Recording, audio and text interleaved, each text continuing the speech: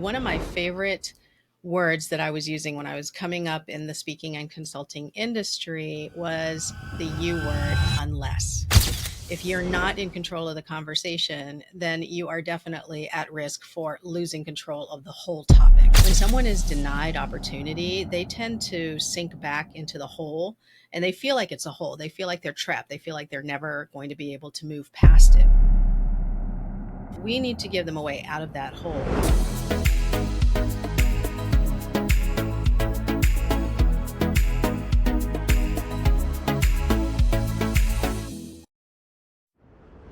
I'll just share with you one of my favorite words that I was using when I was coming up in the speaking and consulting industry was the U word, unless. So, unless was one of those terms that people they don't expect it, right? So, if somebody would say, "Well, we're not going to book you for that. We're going to go with someone else." I would say, okay, thank you very much. I appreciate that. You're not going to book me for that unless I come up with different skills or unless I'm able to improve on this or that.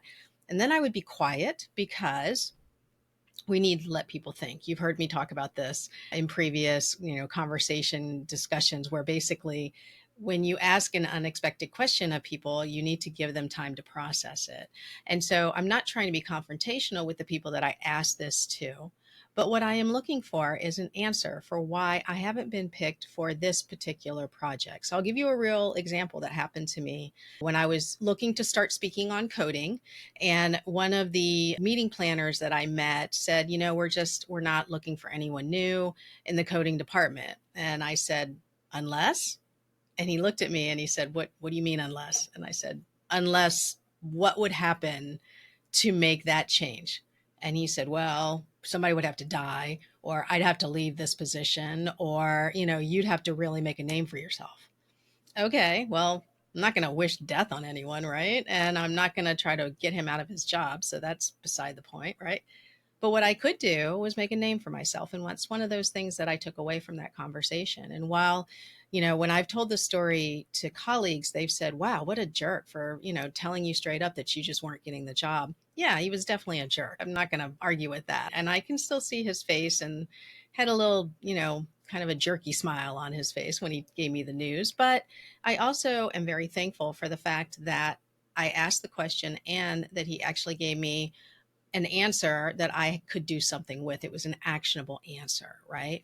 So I remember running into him years later. And did he ever, invite me to speak for that particular group? Well, no, because he had moved on and he was not in charge of that anymore. But the current leader of that particular study club did invite me to come and speak for that group. And I was great. They loved it and I loved it. We had a great time, a great day. And he came up to me at the end and said, nice to see you again. And that's about it. We didn't go down that road again. I didn't feel like I needed to bring it up. But what he did was, by the gift of his, I guess, rudeness, I guess you could call it that, and bluntness, is that he actually gave me an answer that I could do something with. Okay, so that's fine. So I'll give you some other implications for using the word unless. So the phrase unless, when you're using it, you're controlling the conversation. Again, that's something that I've talked about in previous discussions. If you're not in control of the conversation, then you are definitely at risk for losing control of the whole topic, right?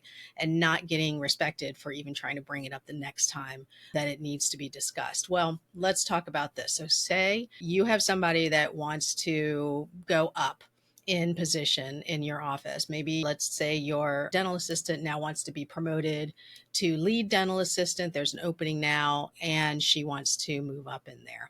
So, you are able to have a good discussion with them. Maybe they come to you and they say, hey, this is something I want to do.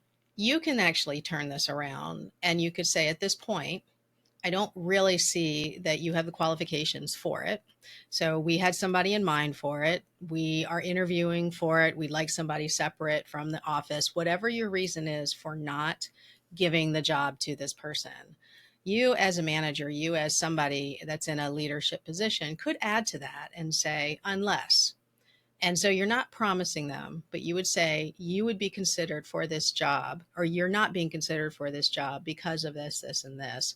That would change if you were able to do this. So you're basically giving them a pathway. And I hope that you're doing that anyways. Anytime somebody is turned down for a position or for a project, I hope that you're giving them some way out of that, because when someone is denied opportunity, they tend to sink back into the hole, and they feel like it's a hole. They feel like they're trapped. They feel like they're never going to be able to move past it, right?